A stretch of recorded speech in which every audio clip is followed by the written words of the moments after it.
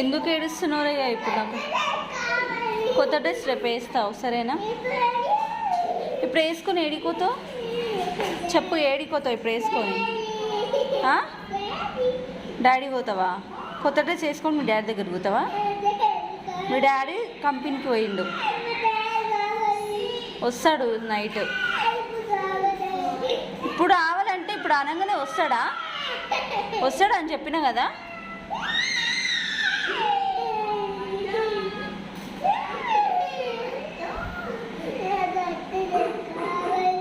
రేపు వేస్తాం మమ్మీ.